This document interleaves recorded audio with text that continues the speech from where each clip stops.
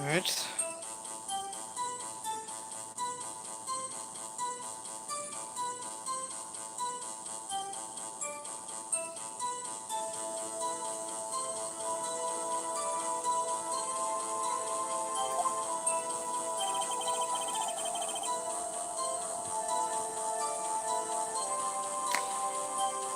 Thinking it's strange, I looked inside the apartment.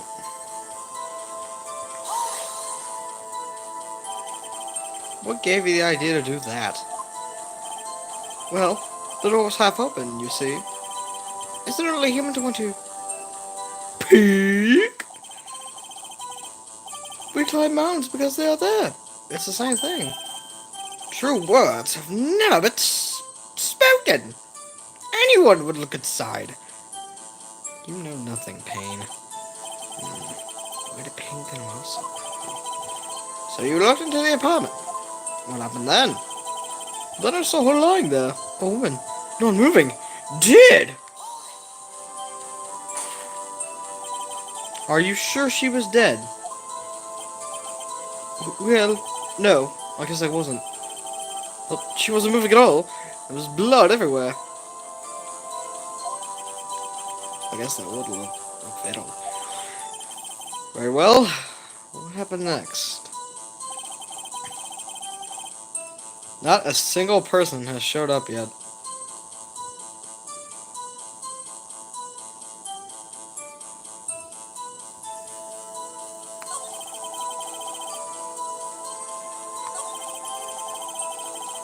You little liar.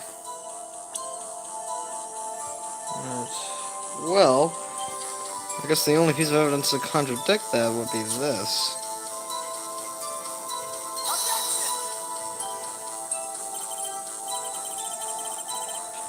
Oh my god.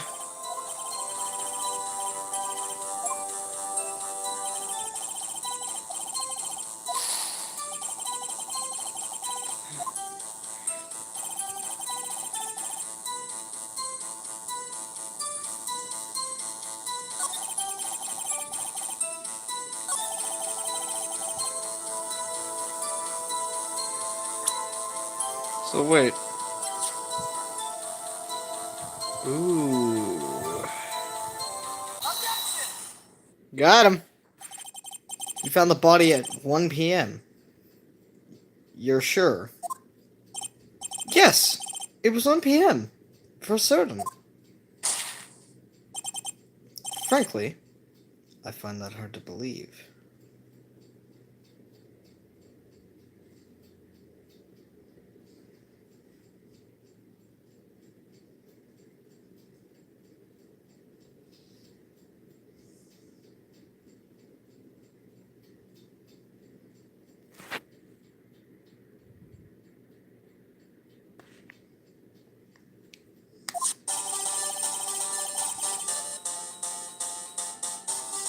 Your statement directly contradicts the autopsy report. The autopsy notes the time of death at some time after 4 p.m. There was nobody to, or no body to find at 1 p.m. How did you explain this 3-hour gap? Oh, look at him shaking. Oh,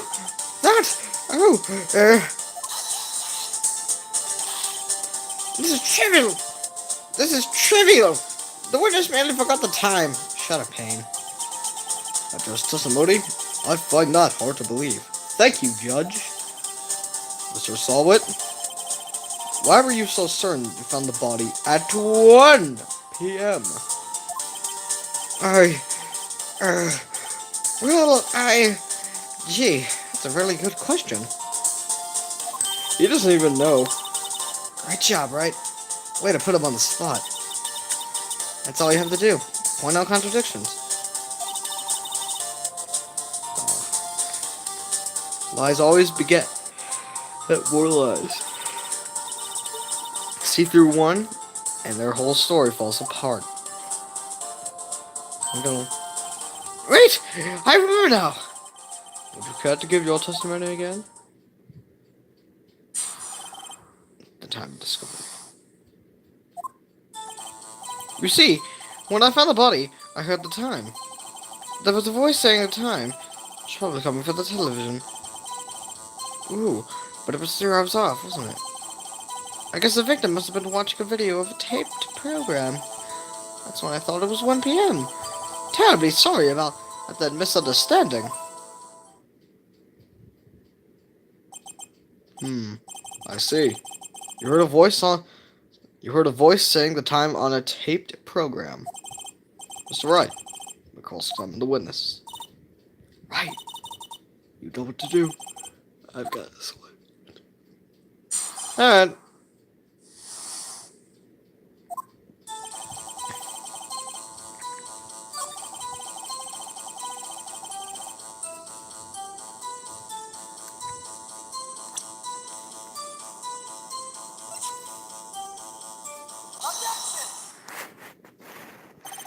I immediately knew that. Hold it right there. The prosecution has said there was a blackout at the time of the discovery. And this record proves it.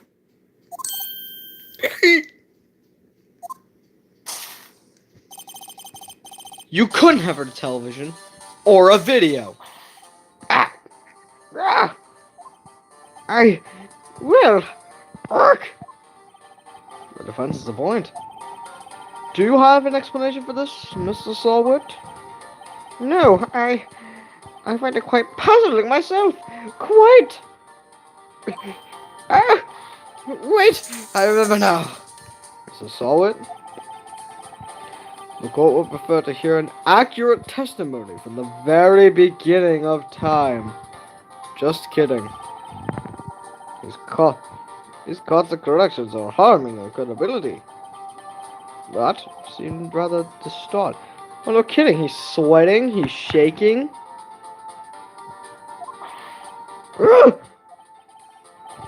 My apologies, Your Honor. It must have been the shock of finding the body. Very well, Mr. Sullivan. Let's hear your testimony. One more time, please. During the time. Actually, I didn't hear at the time. I saw it. There was a table clock in the apartment, wasn't there? Yeah, the murder weapon. The killer used it to hit the victim. That must have been what I saw.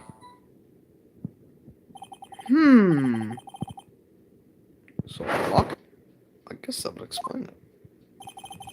The defense may cross-examine the witness. Gladly.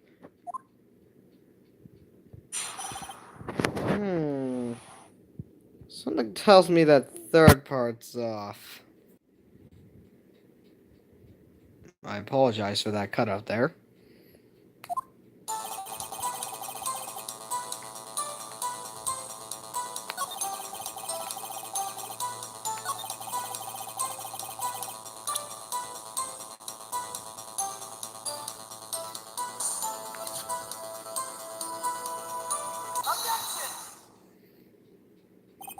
Wait just a moment. The murder weapon wasn't a clock. It was the statue. Now how is this supposed to be a clock? Ooh, you with your objections and your evidence. Just who do you think you are? Why, I'm Phoenix Wright, baby, the guy with Dragon Ball Z hair. It looks like it. Just answer the question, Mr. Saw It. Hey, I saw it there, okay? What's a clock? Your Honor, if I may. Yes, Mr. Payne? As the witness stated, this statue was indeed a clock. The neck is the switch. You just tilt it, and it says the time out loud.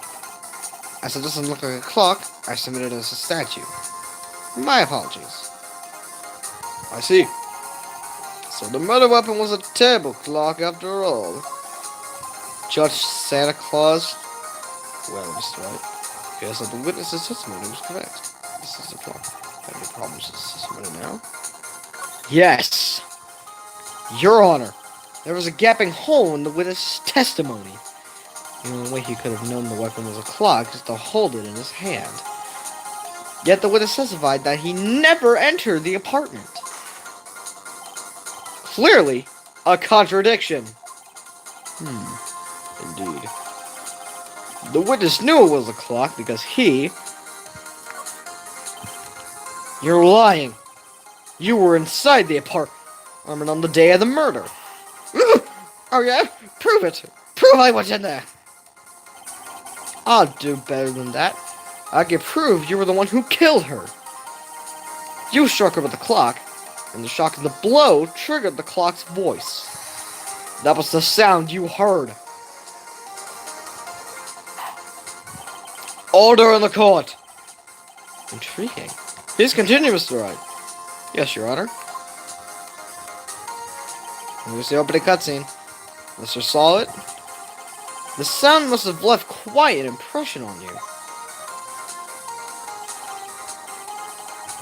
Understandable, since the murder weapon spoke just as you hit the victim. That voice was burned in your mind. That's why you were so certain about the time.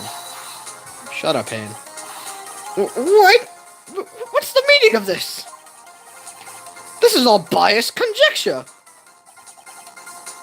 Baseless? Just look at the witness's face. Yeah. Did the witness care to elaborate? Did she shock the victim with the clock? It's obvious he did it, Judge Santa Claus. I'm calling you that. That day, I never, look, the clock, I had no in it, I saw it's not even. He ripped his hair off. Shut up! I hate you all. It was him, I tell you. I saw him. Whatever, Top Baldy. He killed her, and they shot bad. Give him death.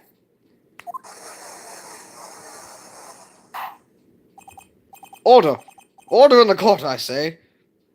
You're the boss, Santa Claus. Your Honor, a moment, please. There isn't a shot of evidence supporting the defense's claim. Mr. Wright! Your Honor, you claim the sound the witness heard came from the clock. You have any evidence? The whole case is writing on this. I better think it through carefully. Yes, Your Honor. The sound Mr. Salbert heard was definitely this clock.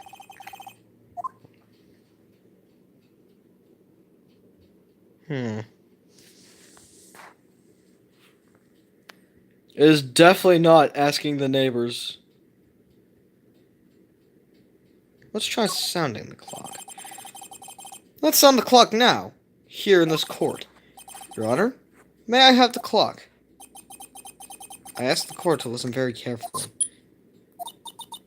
I think it's 8:25. That suddenly is a strange way to announce the time. Well, he is the thinker, after all. So, we've got the clock. What are your conclusions, Mr. Wright? Mr. Payne, can you tell me what time it is now? It's 11:25. Busted!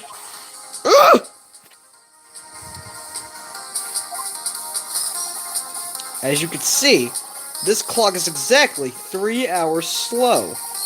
Precisely the discrepancy between what Mr. Sawit heard and the actual time of death. So, Mr. Sawit, try to talk your way out of this one. You forgot one thing! What's he talking about?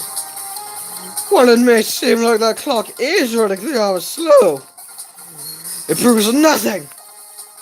How do you know it was running 3 hours slow on the day of the murder? If you can't prove that, you don't have a case! Right. How am I gonna prove that? I was so close. Mr. Wright, seems you lack the critical evidence to support your claim. Yes, Your Honor. Since I cannot leave you into prudence. Unfortunately, since the cause is a combination of Mr. Frank saw it. I come all the way down here to testify, and look what happens! They treat me like a criminal. A criminal! You liars are all slime! I almost had him. Sorry, Larry. I failed you. Nothing we can do about it now. Not so fast, Mr. Solid. Mia! I mean, Chief! Listen up, Wright. Don't throw this one away. Not like this. Think. But, Chief, it's over. I can't prove the clock was slow the day of the murder. Nobody can prove that. Well, yes. But that doesn't mean you can't still win. Try thinking out of the box. Don't waste time doubting the facts. Assume the clock was 3 hours slow, and think through it. Ask yourself, why was the clock 3 hours slow? Figure out the reason, and you'll have your proof. Right? Oh my god. Can you think of a reason to why the clock could be 3 hours slow? Yes. Wait! Maybe I can prove it! You must have evidence somewhere that can prove it, right? Find it and let them have it. Well, Mr. Wright? Say the clock was already next slow on that day of the murder. Have you found evidence to support this claim? Of course. There's a piece of evidence in the court record that can prove my claim beyond a doubt. Ha! Tough words! Let's see you pull this one off. Let's see if there's evidence that proves why the clock was a bit slow. It's her passport. Take that! The victim had just returned from abroad the day before the murder. As we all know, the time difference between here and Paris is 9 hours. When it's 4 p.m. here, it's 1 a.m. and the next day there. The clock wasn't 3 hours slow, it was 9 hours fast. The victim hadn't reset her clock since returning home. That's why the time you heard when you struck her dead in her apartment was wrong. Proof enough for you, Mr. Sawit. Or should I say, Mr. Did It.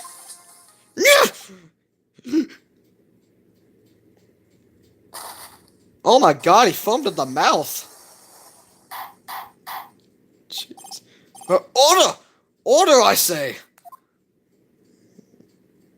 Nice. Well, this case has suddenly turned out differently than we all expected. Mr. Payne, my client? He was arrested and has been taken away, Your Honor. You know when you've been defeated, Payne. Very well. Mr. Wright? Yes, Your Honor. I have to say... oh, wait, no.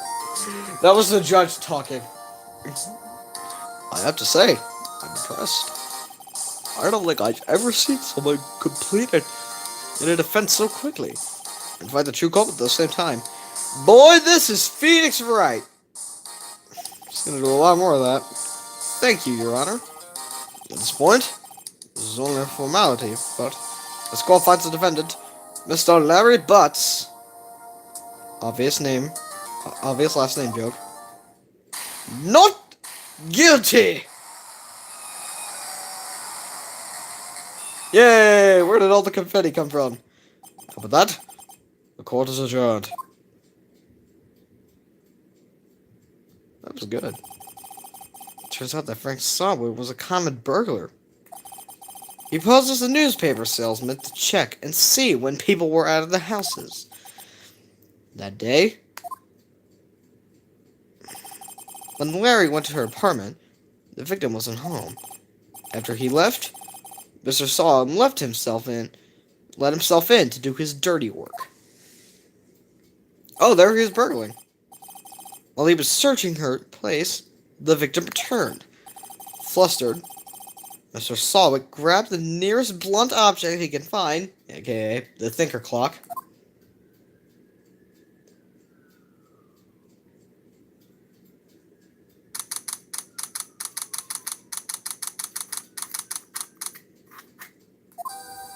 Sweet. Whew. I still can't believe we won. Right. Good job in there. Congratulations. Please for something that doesn't look so exposed. Thanks, Chief. I owe it all to you. Not at all, not at all. You fought your own battles in there. It's been a while since I've seen a trial end on such a satisfying note. I've never seen the Chief look this happy. She's this glad. I told how Larry must feel. Oh, speaking of Larry, my life is over. Larry, you're supposed to be happy. What's wrong now? Oh, Nick. Don't worry about me. I'll be dead and gone soon. Why are you celebrating that? Good. Wait, no. I mean, bad. Bad, bad, bad. Larry, you're innocent. The case is closed. But my Cindy Wendy's gone, man. Gone forever. I can't even use 2% of my power to bring her back. Larry, she was a... Oh, never mind. Congratulations, Harry. Harry? Yes, you. I can practically see the headline now. Harry Butts. Listen, it's Larry! Thanks. I really owe you one. I won't forget this, ever. Let's celebrate. Dinner? Movie? My treat. Oh, no, I couldn't.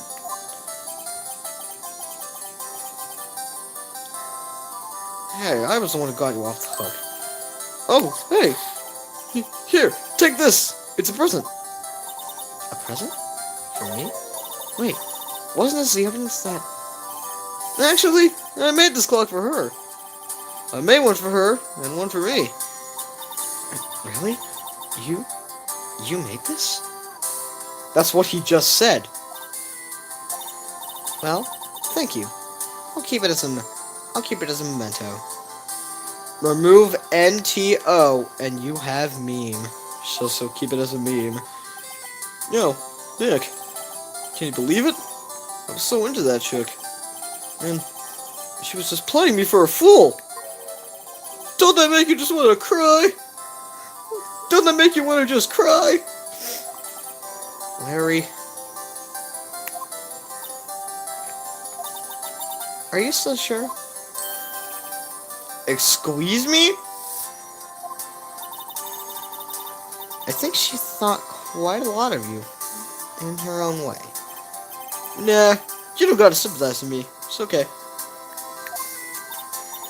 Oh, I'm not just sympathizing. Really. Isn't that right? Don't you have something to show your friend? Something. Something that proves how she felt about him? Huh? Oh, yeah, right. What the heck is she talking about?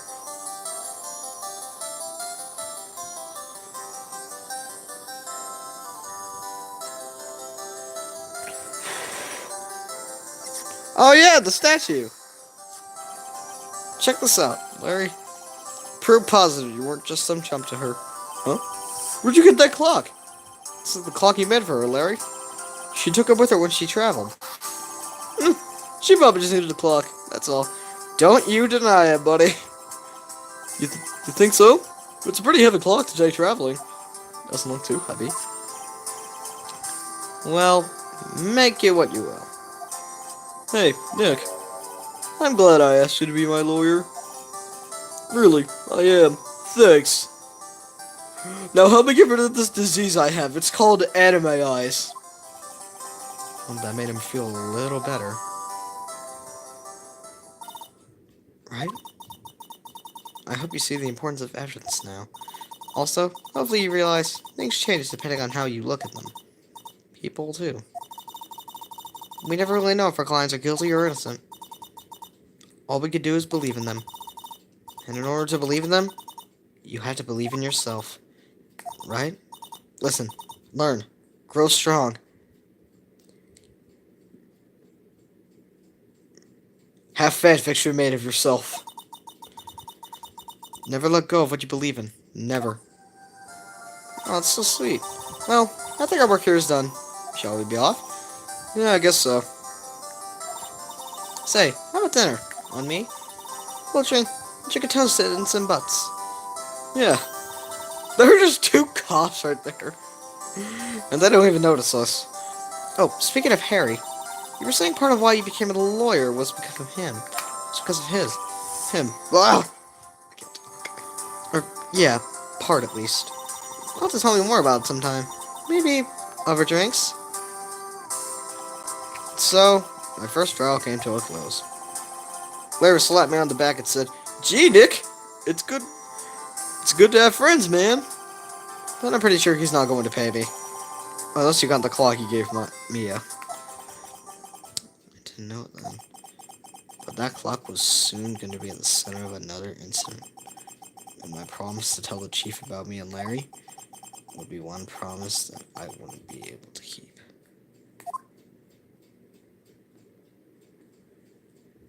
Suspicious. A brand new episode has been added!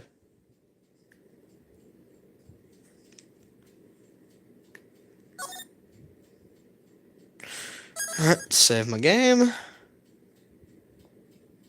Saving. Alright.